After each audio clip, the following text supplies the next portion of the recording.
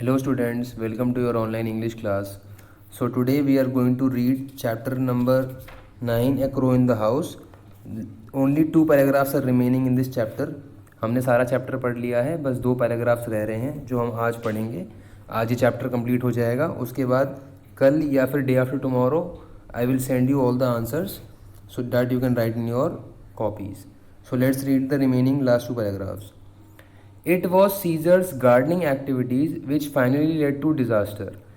तो आपने अब तक देखा कि सीज़र जो था वो बहुत ज़्यादा शैतानी करता था, किसी की बात नहीं मानता था, अकेला अकेला रहता था और कभी लोगों के टूथब्रश चुराता था, कभी लोगों की चीज़ें चुराता था, कभी कपड़े सुखाने वाले वो पॉइंट पेग्स चुरा लेता था. तो आखिरकार सीज़र को परेशानी कब हुई?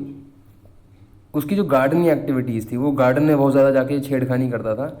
सो it was Caesar's gardening activities which finally led to disaster. Disaster का मतलब होता है कुछ ऐसा जो एकदम से किसी ने एक्सपेक्ट ना करा हो और जिसकी वजह से बहुत लोगों को परेशानी हो. ऐसी चीज़ को डिज़ास्टर कहा जाता है. जैसे कि नॉर्मली डिज़ास्टर कहा जाता है अर्थक्वेक को, फ्लड्स को, लेकिन यहाँ पर क्या हुआ, सीजर की मौत को भी रस्किन बॉन्ड ने, आपके ऑथर ने, डिज़ास्टर से कंपेयर करा है.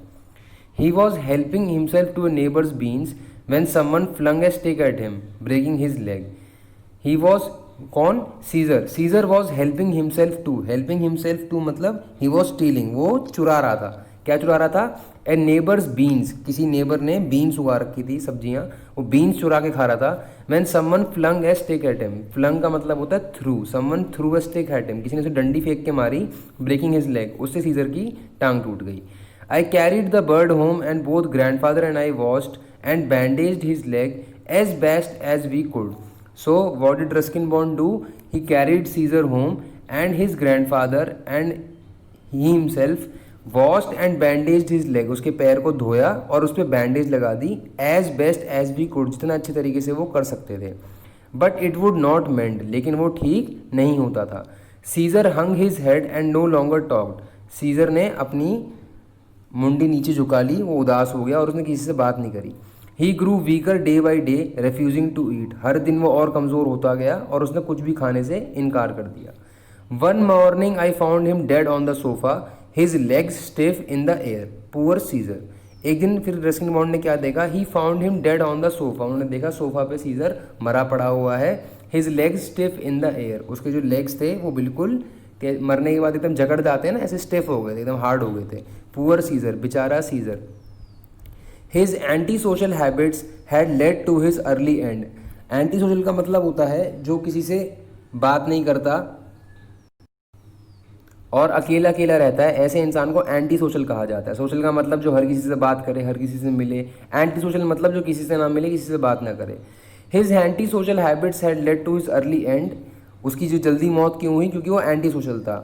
I dug a shallow grave in the garden and buried him there along with all the toothbrushes and clothes pegs he had collected. So Ruskin Bond dug मतलब उन्होंने खोदी. a shallow grave. shallow means एक होता है गहरा, गहरा मतलब deep, और डीप का अपोजिट होता है शैलो, यानी कि ज़्यादा गहरा जो नहीं होता. डीप का अपोजिट है शैलो, यानी कि कम गहरा. उन्होंने कम गहरी कब्र खोदी गार्डन में और सीजर को वहाँ पे बरी कर दिया. Along with all the tooth brushes and clothes pegs he had collected. जितने भी उसने आज तक टूथ ब्रश और क्लोथ पैक उसने चुराए थे. क्लोथ पैक मतलब कि कपड़े सुखाने वाली चिमटी, ठीक है. उसने टूथब्रश और जो क्लोथ पैक चुराए थे वो सारे उसने सीजर की ग्रेव में, सीजर की कब्र में उसके साथ डाल दिए और फिर उसको दफना दिया.